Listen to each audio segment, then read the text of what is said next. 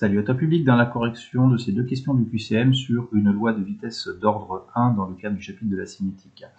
Donc la réaction qui va être étudiée dans ces deux questions, c'est une réaction entre les ions thiosulfate et l'eau qui vont donner des ions sulfate, du dioxygène et des ions H+, des ions hydrogène. La première question est, en solution diluée, si la réaction est d'ordre 1 par rapport au thiosulfate, alors on te propose plusieurs modélisations pour déterminer la concentration en ion thiosulfate au cours du temps. Donc la première solution qui était proposée, c'est la concentration en thiosulfate qui est égale à la concentration initiale en thiosulfate fois l'exponentielle de moins kT. Ça, c'est une des définitions qu'on a vues dans le cours. Si jamais tu n'as pas vu la vidéo, tu l'as dans les liens en commentaire en bas, évidemment. Donc ça, c'est une des conditions pour avoir une réaction d'ordre 1 par rapport au thiosulfate. Si la vitesse est proportionnelle au temps, donc là non, ce n'est pas une proposition qui est valide au regard de ce qu'on a vu dans la leçon.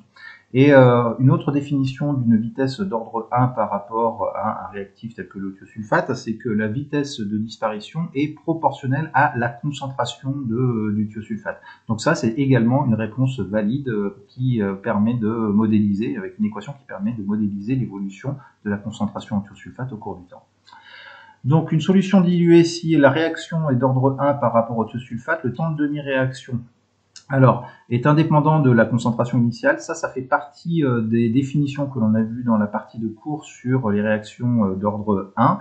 Et la dernière réponse ici, elle est un peu plus subtile, parce que on nous dit que la vitesse de disparition à la date t1,5, au temps de demi-réaction, c'est la moitié de la vitesse de disparition du thiosulfate à l'instant initial. Alors ça, c'est pas immédiat, c'est pas une définition qu'on a vue dans la partie leçon. Ceci dit, la partie au-dessus, elle permet de mieux comprendre. Parce que, regarde, si on te dit que ta réaction est d'ordre 1, que la vitesse de disparition est proportionnelle à la concentration, au temps de demi-réaction, la concentration en thiosulfate, elle sera la moitié. Elle sera la moitié de la concentration initiale.